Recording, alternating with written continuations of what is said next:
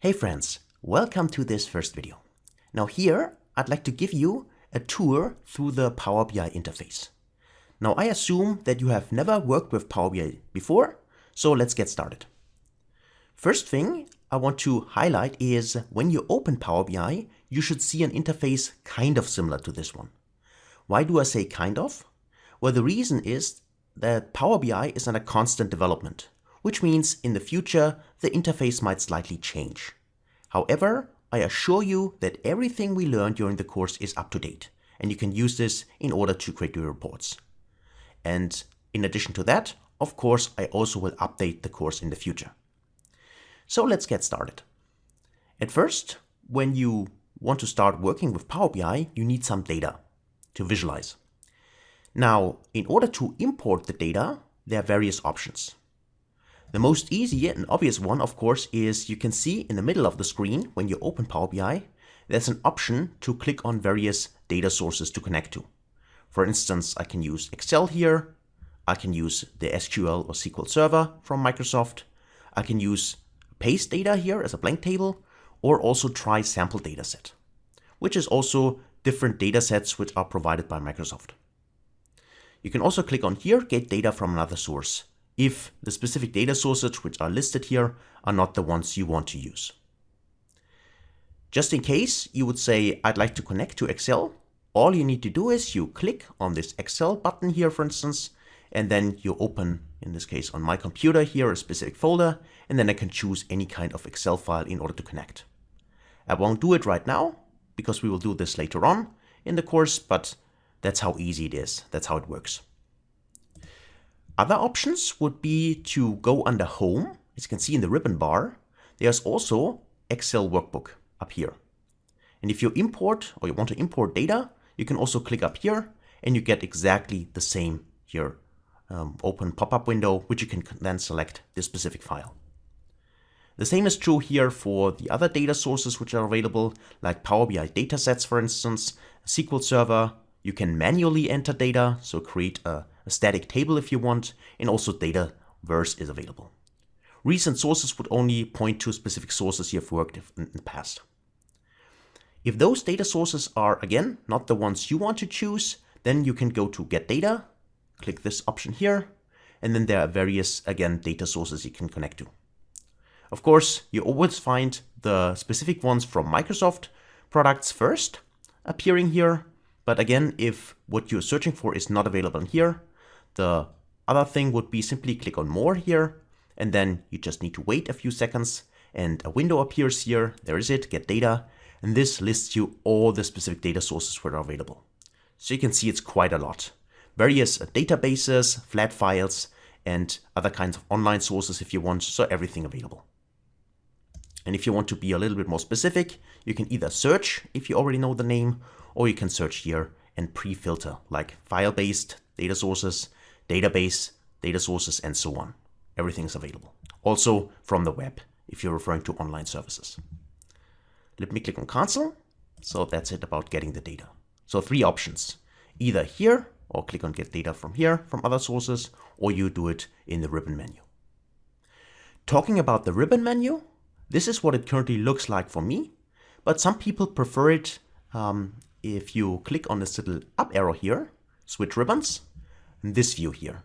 So it's also available. So if you prefer this view here with little icons instead of having them bigger with text, you can also work this way. It's up to you.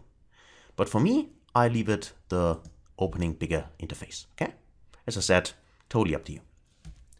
So under the Home ribbon, there are various options. As we said, of course, we can connect to data, which is under the Data tab here. But then there's also this Queries tab here, which is Transform Data. This Transform Data opens up the Power Query Editor. The editor, also, we're going to use this later on, allows us to clean our data. You also get additional information, as you can see here, if you hover over the icons. So use the Power Query Editor to connect, prepare, and transform data. This is very helpful because most often, you all know that if you work with Excel files, but also with other files, they are not in the right format. There's a lot of cleaning to do, and this is what the query editor allows us to do with only a few clicks of our mouse. So that's really powerful and a tremendous help if you start working with Power BI. The refresh option is currently grayed out. This would only be available, of course, if we have already connected to data. And then, of course, if the underlying data source changes, because we have modified the data source, we would need to click on refresh to see the latest data. In order to insert anything, there's this insert tab here, which is referring to visuals, text boxes, and also more visuals here. So for instance, if I click on new visual, what I get is a template, which you can see here. And I could fill this template with data. So in the next couple of videos, when we connect to data, we can then add the data to visualize something. And this can be various visualization types like bar charts, pie charts, it could be donut charts, tree maps, and so on. So a lot of options in here. The other way to create the visual would simply be take a look on the right side here in this visual box here. There are all the default visuals which are available. As you can see here, and if you hover over them, you get information what kind of a chart it is, even though you could also see it, of course, if you take a look at the image itself. And you can see there are a lot of default visualizations already available. But of course, if this is not enough for you, you could also click on the three dots here to go to App Source. So App Source, if I go here and go to Get More Visuals, if I take this option, then App Source opens, which is this one. And this is simply a gallery provided by Microsoft. And there are various third-party providers which create additional, in this case, visualizations, which you can add to your report. You can search for a specific visualization type. For instance, you search for a Sankey chart, anything like that, you can search for that. Or you can also filter here by specific areas if you want. And in order to then add one of the visuals, I only need to click it. Like for instance, this chiclet slicer here, I can tick this option here. It's loading. It gives you additional information in here. And if I click on add, like that, then you'll see that now it's imported successfully. So it has been downloaded. And here it's also available in here. And I can use it by simply clicking on it. So with the app source, there's one important thing to notice here. In order to click the three dots and do the same, what I have done here, you need to first sign in with your Microsoft account. So you need to have a Microsoft account in order to click on the three dots and go to app source and download the visual. And one important point here to point out is that a Microsoft account currently is not available with your personal email address. You need to have an email address from an institution or your work email to sign up for that. So there are a few ways to go around this limitation, but in general, that's what you need. Okay? And then as soon as you're logged in, as I said, then you click on the three dots and you can download it. So the same is true, of course, if you go to more visuals under the Insert tab here. So if I go in here and say from App Source, and I click this option, I can see exactly the same pop-up window in here. So the other option would be to download. So you can also search App Source with your browser, download the specific visual, and then you can say from files and import the visual. That would be the second option if you don't want to do it directly in here, clicking on three dots or clicking on from App Source here. It's up to you. In order to remove a visual, because we still have our template, just select it and press the delete key, and then it's gone. Another option here is the text box, quite easy. Simply click on the text box here, then it's available, and then you can add here some text. For instance, let's say, hello, Power BI, like that. I can then press Ctrl A to highlight everything. And I'd like to increase the size a little bit. Let's say 20 here. Let's make it bold. Let's center it. And of course, you can also adjust here specific kind of, fonts if you want to do that. So just need to put it here. Here we go. And now whenever you click it, you select it, you get again the option to customize it. Otherwise, I click, drag and drop it and can place it somewhere. And you also see if I drag it somewhere, I can see this red dotted lines in here. This one, for instance, which allows me or tells me that currently it's centered, which you should be familiar if you worked with PowerPoint before. So all this, which is helpful in PowerPoint, like aligning and so on, it's also available in Power BI. And the great thing here is that if I click it, if I go to the additional, you can see here there are additional tabs which appearing as soon as you have a visualization in here. If I deselect it, you see that they are gone. But if I select the visualization and click on Format, I have here the option to align, to send it backward, bring to front, and so on. So everything you're familiar from PowerPoint is also available in here, which again is a great feature because it makes it easier to learn Power BI. The Edit Interaction option up here, just to mention this, or allows us to specify how a visual should interact with other visuals. So should a visual filter other visuals or not? This can be specified here with Edit Interactions. And we will have a closer look at this when we create our reports. So again, just to show you that, click on Format here, and if I go to Align here and say I want to align it center, you see that now this has moved into the center. Of course, I can also make it smaller, bigger, and so on. It's up to me, okay? So that's how that works. So what else do we have? Well, in here, under the Home tab, we have the New Measures and the Quick Measure. This is all around calculations. So that means calculations in Power BI means DAX. So DAX is the language in Power BI, which allows us to create formulas and calculations. And this is how we can do this. Creating on this New Measure option here, or also create quick measures. They are both currently grayed out. The reason for this is that currently I don't have any data. That's why I can't create a measure. The difference between quick measures and measures is measures means that we create the measure ourselves. And quick measures allows us to, well, speed up this process a little bit by dragging and dropping fields inside, and then Power BI will create a measure for us. However, I just want to mention this here. During the course, we learn DAX, and we will create a lot of measures by ourselves. And this is what I highly encourage you to do first, because you want to learn DAX in order to create your own measures. Because the quick measures can only get you so far. But if you don't know what you're doing, and you only rely on quick measures, then your Power BI skills are quite limited. And this is not what we desire. This is why we will use the measure and learn DAX from scratch. Sensitivity here allows us to add sensitivity labels to our reports. This is something which might be helpful if you work in a company environment, which means that, for instance, certain reports contain very sensitive data, and then you can add those labels if they have specified upfront by your IT administrator or Power BI administrator. You can add them to your reports, and then people know if they interact with the report, okay, this is a highly important topic which we need to be very aware of, for instance.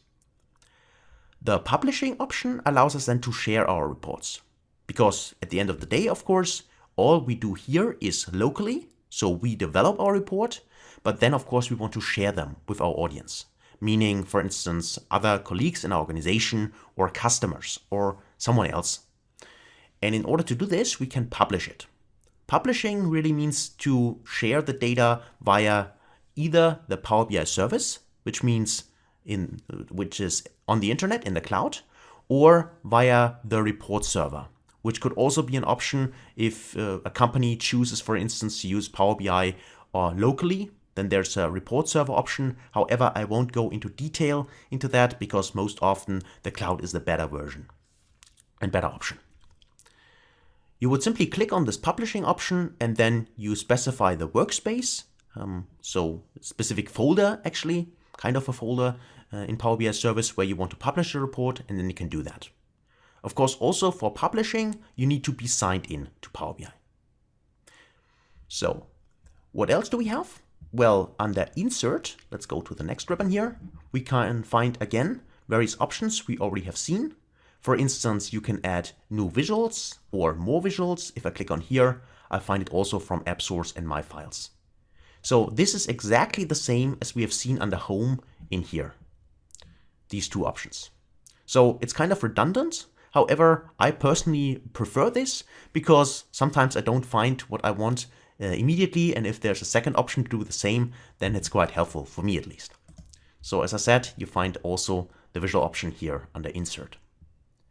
New Page allows us to add additional pages to our report. Currently, you can see we are on page number 1. I can either click on a plus symbol to create a new page, or I can go to new page here, click on this, and then I can either add a blank page, or if I have created a very interesting page here, I've added various visuals, I can also simply duplicate the page. So if I click on duplicate here, you would see that I have duplicated page 1, and I get also Hello Power BI in here. So let's maybe change this for now. Let's say second page, just for now. And of course, if you want to rename the pages, you can either right-click here and say you want to rename. There you can also delete them or hide them, or again, duplicate them. Or what I most often do, I simply double-click and say, this is, for instance, page 2. So that's how you can do that. So under AI visuals, this is related to artificial intelligence. There's, for instance, the Q&A visual, which is currently grayed out because we have no data again. And there's also a key influencer visual, decomposition tree, and smart narrative. These visuals also can be found in here. So actually all the visuals which are highlighted here are also available here in this visual pane in here. This is why later on during the course, I will only use this pane, because that's what I'm most used to. But of course, you can also go to insert and insert the specific visual from here. It's up to you.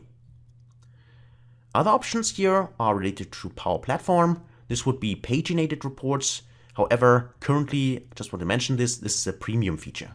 So if you don't have Power BI Premium, then you can't use the paginated reports. Power Apps is related to inserting a Power App.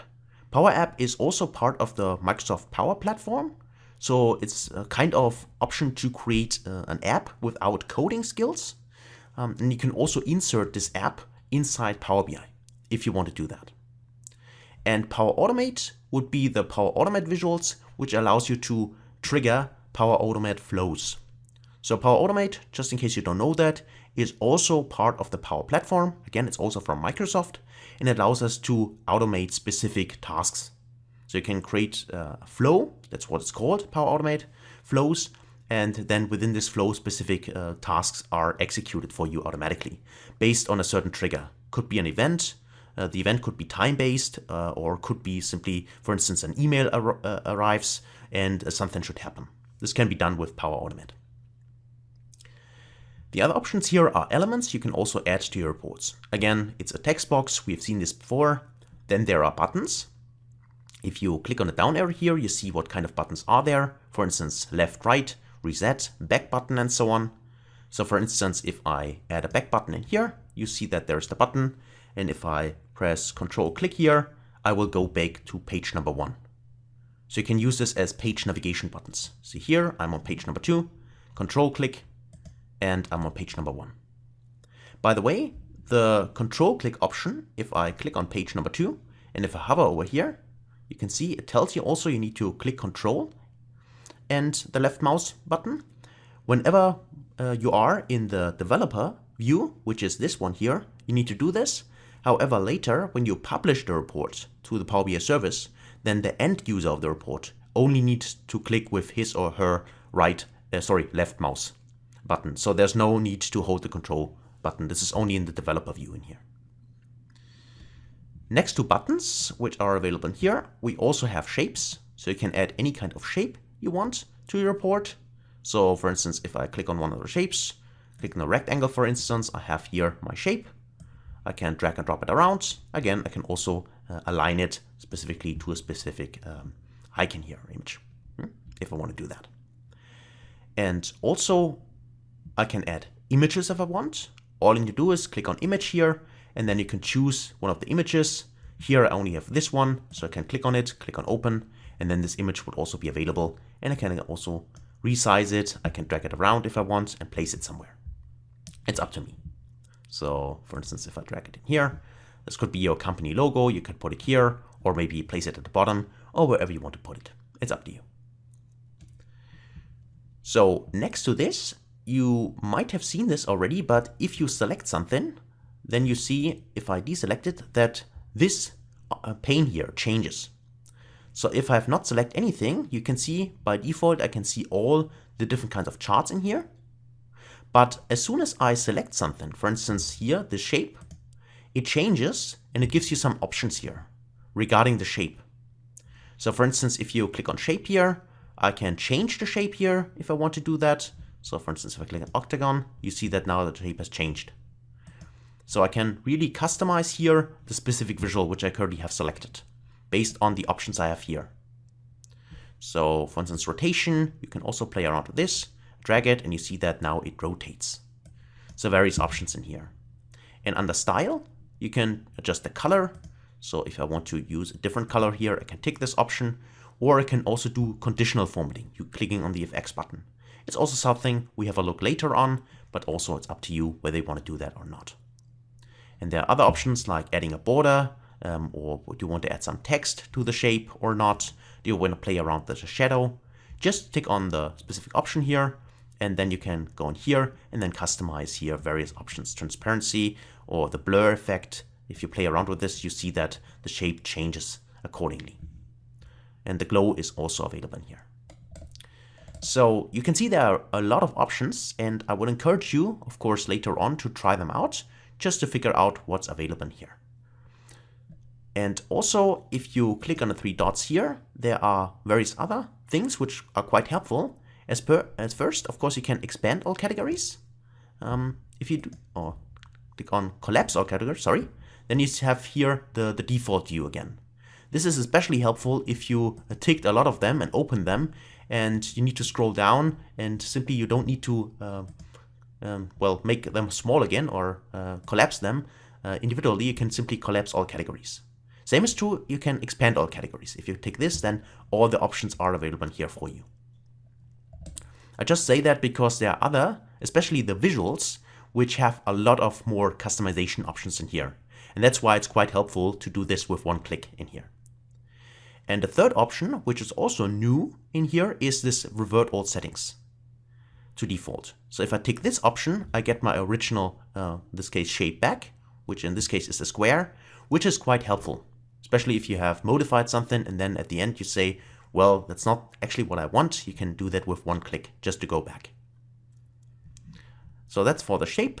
And there's also this general tab here. You can tick here, and there's also additional informations like, do you want to add a title? You can go in here, and then if you open this and say edit title, for instance, you see that now there's a title to this specific shape in here, which again can be customized regarding the font, the size, the color, and so on.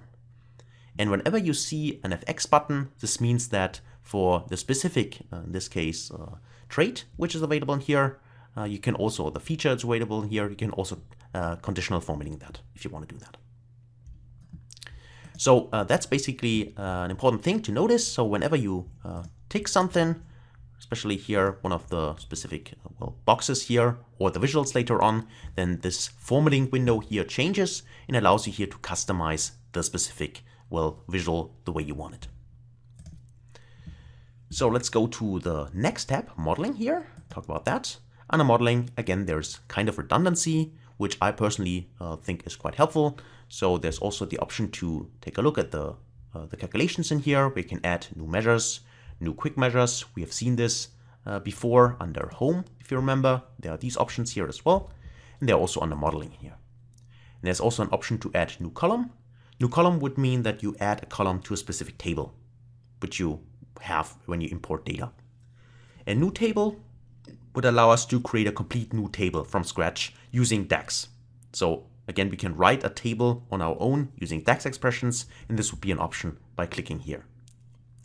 Change detections here would allow us to see any changes regarding page refreshers here if we want to do that. And the next option here, this is quite interesting for us, which is new parameter. We will also cover this in the course, which allows us to do what if or scenario analysis, which means that, for instance, you say, I have various sales scenarios and I expect that my sales will increase or decrease, or the costs will rise a certain percentage. And it allows you to create a parameter, which then the end user in the report can change and see what this means for the total sales, for instance, or the outlook for the whole year, depending on what kind of scenario you create. But that's what this what if parameter allows us to do. Security, this is all about here creating roles and viewing those roles. This means that sometimes you want to create a report, And this report then should be limited. So basically the information in the report should be limited to a certain audience. For instance, let's say you create a report which contains the sales data for all the world. And you're in a global company, but then you want to share the report with your US colleagues. And then you also want to share the report with some colleagues from India. And you want to share the report from some colleagues from, let's say, Europe. And then what you need or what you want to set up is that the US colleagues should only see US data, the Indian colleagues should only see sales for India, and the European colleagues should only see sales for Europe. And if you have this kind of use case, this means that you need to limit the amount of data someone can see. And you can do that by creating roles. You can do it here by simply clicking role, and then you create a security role, and then all you need to do is then you need to add specific users to this role. So security will be created inside Power BI and then can be then set up or managed via the service by adding specific users to this role. That's how that works. And the view as simply allows you, after you have created the role, to see what this data would look like for someone who has then this specific role. So just to check that your security you have created also works. That's what this is for. And the Q&A here, this again is regarding to the Q&A setup and the visual. We'll have a closer look at the Q&A visual later on. But this is all about an option to allow the end consumer, for instance, to type in a question, and based on the question, then a specific visual will be created. That's what this is for. And you can adjust the Q&A regarding the training and so on here in this. If you don't know what I'm talking about or can't imagine this in detail, don't worry, as I said. So under View, let's take another look. Here we have various themes which are available in Power BI. So for instance, I can click on this Bloom theme here if I like this, if I tick this option, and now you see I got this purple theme here, which of course then continues for other pages here as well. So let me maybe go back in here, just to go back to the default one because I don't want to use this, but that's how easy it is to choose one of those custom themes. And there are other ones available. Simply click on this down arrow, and then you can see what's available by default, which are these themes here. If you don't like the ones which are available by default, you can also click on Browse for Themes or click on Theme Gallery if you search for additional themes. You also have the option, by the way, to customize a current theme. So if you tick this option here, then this window appears, and here you can name the theme. You can choose the default colors which will be used. So for instance, you can see in this theme currently, the blue here is the default color. Let me just untick this, and that's why this is filled in this blue by default. But let me go there one more time. Go to Customize Current Theme. There you have the option to change the colors if you want to do that. That's especially helpful, of course, if you're working in a big company. You probably have a corporate identity, which means that you have specific colors you want to use. And also, if I go to text, for instance, there are specific fonts you want to use, font size, and so on. And this can be customized for everything. You can see it here. If I can go to title, I will adjust it only for the titles of my visuals. If I go to cards and KPIs, I can change it here for the cards and KPIs. If I go to tab headers, I can change it for tab headers, and so on. So I can really be specific. For the text here, how do I want to proceed with the visuals? If I go to visuals, I can customize here the background color by default, which is white, the transparency, the border, the header, the tooltip, and so on. So a lot of options are available in here if you want to customize this. And as soon as you're done, simply click on Apply, and then you have saved the theme. The last option also, I want to highlight this if you want to create your own theme regarding the corporate identity, because the theme itself is only a JSON file, which can also be created by your company itself. If you click on a drop-down option here and go to how to create a theme, you get additional information exactly how a theme in JSON would be written. So this can be done maybe by your marketing department or anything like that. And then you simply need to import this theme, and then you have your corporate identity theme and can use it in all your reports. Simply click on how to create a theme if you're interested in that. And then Microsoft gives you much more details and also a template as far as I know. So that's about it for themes.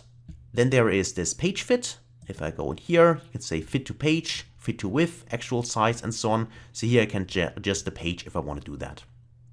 The mobile layout, if I click on this, this allows me here to switch to a mobile phone layout. So, and here I can customize what should my report look like if someone visualizes or takes a look at the report on his or her mobile device. And a great thing here is not only that it's easy to set up, but also I can customize this. What I mean by that is in my current report, I don't have too much, right? We only created the text box, added here a square and also this image. But I can here choose what exactly do I want to show inside my mobile layout. Simply by dragging and dropping them in here. As you can see here, now it's available. I can place it, I can make it bigger, smaller, the way I want it. And then I can add the next one here. So for instance, here I can go on the second page, I can drag this inside and add it in here and so on, right? So, and if I scroll down, of course, I can add additional things in here. And this means, as I said, it's not only easy to set up, it also allows you to specify exactly what of the visuals from your report do you want to actually show in the mobile device or on the mobile device. So that means that you can show only a snapshot or let's say a subset of the visualizations inside the mobile report. So if, for instance, the board members, right, or the CEO of your company is only interested in certain visualizations from this report, then only add those specific visualizations to his or mobile or her mobile view, right? So that's how you can customize that if you want. And of course, you can also click on this option, remove everything. Yes, I want to remove it. And then of course, you can start from scratch if you want to do that.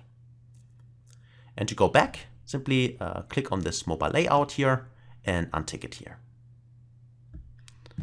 So that's the option here. Then there are also page options in here, like do you want to show grid lines? I can tick this option and then you see you have the grid lines in here. So if you prefer working this way, it's up to you, simply tick this option here. Snap the grid, also do you want to snap that, and also whether you want to lock options. And again, I always encourage you, just if you go with the mouse over an option or a specific item here, you can also get a little description here, which tells you exactly what this is for. The show panes option here, regarding the panes which are available here, by default, the filters pane, for instance, is available. You can see here it's currently shrinked, but if I click on this option, then I can expand it, and there are options here to slice and dice, basically to filter the data. So for instance, if you select a visual, I can drag then specific filters in here, and then I can filter the data in the visual if I want to do that. Also, if you don't want to show it, simply untick it. So if I click on this filter option here, you see that now this window is not available in here. So it's up to me whether I want to show it or not. Tick it, then it's available in here. And you can shrink it if you want it and also expand it. The same is true for bookmarks and selections and the other ones. So if I tick this option, then the bookmark is available. If I untick it, simply by clicking on close here, I can remove it completely and it's not visible. So it makes sense maybe to only show this if you want to really use them, right?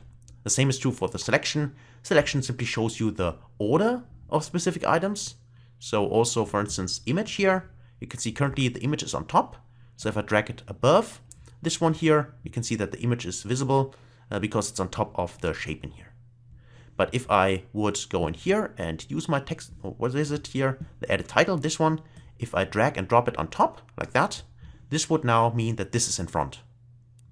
So the selection here also allows you to specify here the order. Like we've seen before, if you go to format here and say, do you want to send it backwards, bring forward, and so on. It's also possible by simply dragging and dropping fields in here. So let me just close it for now. And let me maybe drag this somewhere else so we can see everything again. So these are the options here. Let's go again to view. And the other options here, just to mention this, Performance Analyzer allows you here to figure out if your report is slow, what kind of, what's the reason for that? So what kind of visuals, for instance, do need the longest time to load?